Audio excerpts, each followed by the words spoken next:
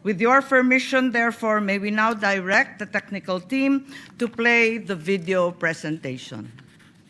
Para sa Pilipino, walang fake news, walang sinasanto, laban sa korap, laban sa abuso, para sa katotohanan, Pinoy Insight, boses ng Pilipino.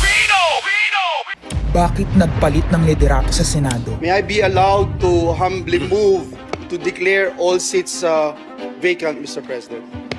With 13 affirmative votes, 10 negative votes, and 1 abstention, the positions in all the positions in the Senate is hereby declared vacant. Bakit ito nilusog?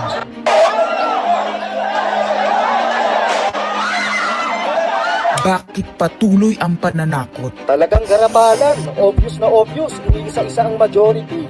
Bakit may panggigipit? Pinakakasuhan ng Ombudsman si Senator Rodante Marcoleta ng plunder at indirect bribery. Bakit may pambabaluktot ng kwento? Nililito nila ang publiko. Ang kainan ay naganap alas 4 ng hapon. Ang barilan alas 7. Nagmamalaking lang may nangangamusta. Si Camille Villar ang unang nag-update. Saka sila nagsi-reply. Last convo, 4 p.m. Next chat, 10 p.m. Bakit may demolition job? Bakit may pait? Bakit hindi matanggap? Napakaraming bakit. At narito ang mga sagot. Pero bago ang katotohanan, wasakin muna natin ang kasinungalingan.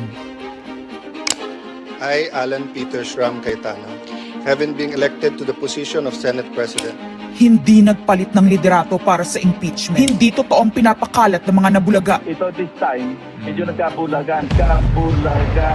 Ang impeachment ay labanan ng numero. Hindi ang mga Duterte aligned ang dapat mangamba, kundi ang mga sa umpisa pa lang ay may hatol na. Ang sinasabi, sir, ng ibang mga kritiko, itong Senate leadership shake-up ay tungkol lang daw sa impeachment. Lahat na i-connect. As I told you, may 12 kami. Si Bato is 13. So kahit nawala naman siya, ang pinag-uusapan dito is whether or not you will be able to get 16 votes. Hindi siyang pagmumulan ng 16 votes. Wala siya doon eh. 12 kami. Bakit kami magkuku? May 12 na kami kung ang pinag-uusapan lang natin eh, impeachment. Actually, 9 lang ang kailangan para ma-dismiss. Yes, 12 kami. So it's more than the required votes. But that's not the point. Ang ano kasi pinipilit nilang i-connect doon. Kaya ako natatawa. Where is the connection there? Gusto pang ipa-inhibit ang mga tinatawag nilang Duterte-aligned senators. Nananawagan pa ng partial kuno at pagiging patas. Pero sa publiko, may mga pahayag na hindi makakatakas. While VP Sara is in power, the threat of a full-blown Duterte comeback is still a very real and present danger. Bakit ganito ang desperasyon? Bakit hindi maikubli ang gigil? No. Bakit natataranta ang lahat? Mr. Speaker, I move to endorse to the Senate the resolution setting forth the articles of impeachment. Narito ang pagsisiwala. Noong April 22 sa Soler, nagkita si Tito Soto at House Speaker D para pag-usapan kung ano ang papakialaman sa 1987 Constitution habang nakaupo si Bongbong Marcos. Kasama ni House Speaker D ay si South Cotabato Congressman Ferdinand Hernandez. Kasama ni Soto ay ang dating Senate Secretary na si Mark Mendoza. Konas ang gusto nilang mode ng charter change. Muling isinusulong sa Kamara ang charter change o pag-amyenda sa konstitusyon sa pamamagitan ng Constitutional Convention. Is something big brewing inside the government to claims of a possible no election scenario. Ang pag-aamyenda ng konstitusyon sa pamamagitan ng Constituent Assembly. At para makakuha ng suporta sa Senado at sa Kongreso, ito dapat ang mga nilalaman. Dapat ma-extend ang termino ng mga senador at congressmen na mawawala na sa pwesto by 2028. Ang eleksyon sa bawat senador ay magiging by region. Nagdiskusyon sila kung 2 o 3 senador per region. Kinumpute nila kung mayroong 18 regions, nasa 36 o 54 ang magiging senador. Lumutang din ang usapang para hindi makaporma si Inday Sara sa 2028, gawing 50 years old ang edad ng pwedeng tumakbo. Pero nagpanukala rin si Soto na pwedeng gawing 35 years old para kay Vico Soto. dahil ipagmamayabang niyang kayang talunin nito si Inday Sara. Meron ako idadagdag maganda, Vicky. Ibaba natin ang edad ng presidente to 35. Magagaling ang bata na yun eh. Magagaling eh. Ibigay na natin sa mga kabataan na pagpatakbo nitong bansa. Baka puro matino pa yung mailagay natin. Baka sabihin nila, Senator Soto, this is to siguro allow your nephew, ba, si Vico, na tumakbo. Sabi ko na maging qualified. Ng ganun eh. Sabi ko na mag-iisip sila ng gano'n, wala. Hindi ko naisip si Vico ron. Ang impormasyong ito ay mula mismo sa kasama sa meeting. Kasama din nila ay isang congressman, isang gobernador, isang retired military officer, isang dating may mataas na katungkulan, at 5 mula sa private at business sector. Kaya ba binaliwala ang panawagan ng taong bayan? Kaya ba binaliwala ang paalala ng Iglesia ni Cristo? Hindi po nagbabago ang bilin ng Iglesia ni Cristo, Nelson, na ang Iglesia ni Cristo po ay tutol sa impeachment. Kaya ba nagtatapang-tapangan ang mga umaastang bida sa ginagawa nilang tunay na drama? Kaya ba nila sinasabing hindi sila natatakot sa eleksyon ay dahil alam nilang walang eleksyon na magaganap? Hindi po kami natatakot sa susunod na eleksyon. At ang boto sa impeachment ay refleksyon ng boto sa pagsira sa 1987 Constitution.